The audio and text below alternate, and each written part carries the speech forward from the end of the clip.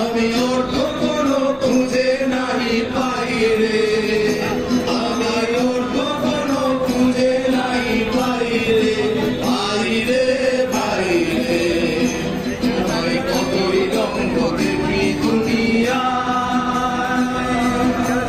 নিষ্প্রদীপ আর্জি করে যখন নির্যাতিতার বাবা মা বুঝেই উঠতে পারছেন না যে তার মেয়ের খুনের বিচারের জন্য এতদিন কেন অপেক্ষা করতে হবে, তখন তাদের পাশে দাঁড়িয়ে 1 ঘন্টা অন্ধকারে ডুবলো কলকাতা, যেন লজ্জায় অন্ধকারে মুখ লুকাতে। বুধ সন্ধ্যে ঘোরের কাঁটা 9টা ছুঁতেই আলো নিভেছে ইএম বাইপাস থেকে শুরু করে গড়িয়াহাট, গড়িয়া, বেখালা, যাদবপুর, নাকতলা, শ্যামবাজার, বহরমপুর থেকে হাওড়া, শিলিগুড়ি থেকে ধর্মতলা। ইলেকট্রিকের আলোর বদলে তখন শুধুই ভরসা, মোমবাতি, প্রদীপ আর মোবাইলের ফ্ল্যাশ লাইট। সন্ধ্যেতেই জানা গিয়েছিল বৃহস্পতিবার হচ্ছে না সুপ্রিম কোর্টের শুনানি। কেন এই সিদ্ধান্ত তা নিয়ে সোশ্যাল মিডিয়া জুড়ে তখন শুধুই চর্চা। কেউ কেউ আবার ক্যামেরা বুমের সামনে বলেও ফেলেছেন ক্ষোভের সেই কথা। মমতা শঙ্কর থেকে আমজনতা প্রায় নীরবে এসে প্রতিবাদ জানিয়ে গিয়েছেন মৃণী চক্রবর্তী। ভিক্টোরিয়া মেমোরিয়ালের সামনে জাতীয় পতাকা হাতে তখন প্রতিবাদ চলছে। সামনে প্রদীপের আলোয় অন্ধকার থেকে উত্তরণের আশা। অফিস থেকে বাড়ি, ফ্ল্যাট থেকে আবাসন, মিছিলে হাঁটল কলকাতা।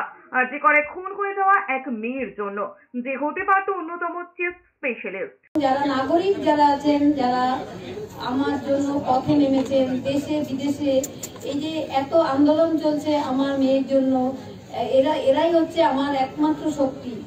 আমার মেয়ের সেই যে চিৎকার, সেদিন 8 তারিখে সেই কান্না, সে যে মামা করে কত কেঁদেছিল সেই কান্না আমি এখনো সেদিন শুনতে পাইনি, কিন্তু প্রতি রাতে সেই কান্নার প্রতিধ্বনি আমার ঘুম কেড়ে নিয়েছে।